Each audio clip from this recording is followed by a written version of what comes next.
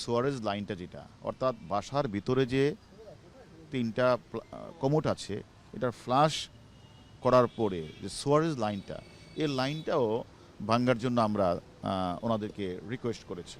তো ওনারা আশা করি এই কাজগুলি আজকেই করবে এবং আশা করি করছেন।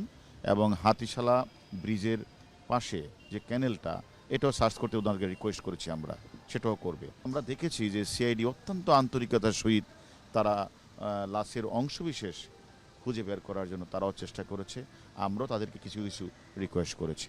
যদি পাওয়া না যায় তাহলে কি অ্যাকনলেজ হবে না? এটা কি আমাদের আইনে, আমাদের কাছে কি এটা কি অবহিত হবে না? এটার কোনো রেমেডি হবে না? তা বিষয়টা হচ্ছে যে আমরা কিন্তু, আমি জানি যে মানে সিআইডি পুলিশ তারা তারা প্রত্যেকটি বিষয়ে তারা অত্যন্ত পুঙ্খানুপুঙ্খ বিবেচনা করে তারা কাজ করছে।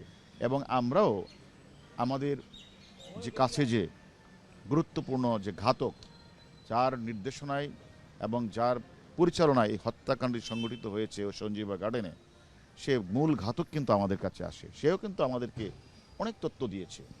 পাশাপাশি যে মেয়েটা ছিল, সে মেয়েটাও আমাদের কিছু তথ্য দিয়েছে।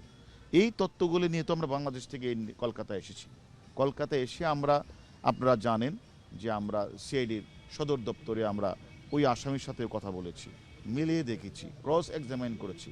তারপরে ওই আসামিকে আমরা ওই ঘটনাস্থলে নিয়ে গিয়েছি। সেখানে গিয়েও আমরা যে তথ্যগুলি আমরা নিয়ে এসেছিলাম তার সাথে আমরা হুবহু মিল পেয়েছি। কারণ আমরা, আপনারা জানেন যে মিলটা পেয়েছি এই জন্য যে আমাদের কাছে তো যে সেখানে যে ডিজিটাল এভিডেন্স তো আছে।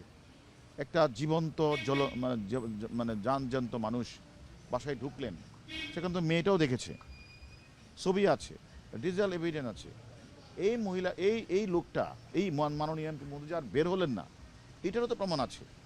আবার আপনারা দেখেছেন সন্দেহভাজন কিছু ব্যাগ টেগ নিয়েও বের হয়েছে। তো সব কিছু তো, এবং আমরা পারিপার্শ্বিক সাক্ষ্য প্রমাণ এগুলি মানে, তারপরে তাদের স্বীকারোক্তিমূলক জবানবন্দি, এবং তারপরে তাদের আসামিদের পিসি তাদের বিভিন্ন বিষয়গুলি আমরা, আমি মনে করি তদন্তকারী কর্মকর্তা এগুলি আমলে আনবেন, বিবেচনা আনবেন। তারপরে কোর্টে প্রেরণ করলে সেখানে মাননীয় কোর্ট সেটাও তো আমলে নেবেন। এবং আমরা যেটা মনে করি যে এটাকে বলে জুরিস প্রুডেন্স, যেটা যে তারা এটা আমলে নিয়ে, আমি তো মনে করি এটা তারা বের করবেন। কারণ তাদের আসামিদের পিসিপিআর ইত্যাদি বিবেচনা রেখে বিজ্ঞ আদালতে যে আমরা রিপোর্টটা প্রেরণ করব তদন্তকারী কর্মকর্তা, সেখানে লজিক্যাল এবং জুরিসপ্রুডেন্ট ডিসক্রিশন কাজে লাগিয়ে আমি তো মনে করি এই লোমহাসক হত্যাকাণ্ডের বিচার খুব কষ্টকর হবে বলে আমি মনে করি না।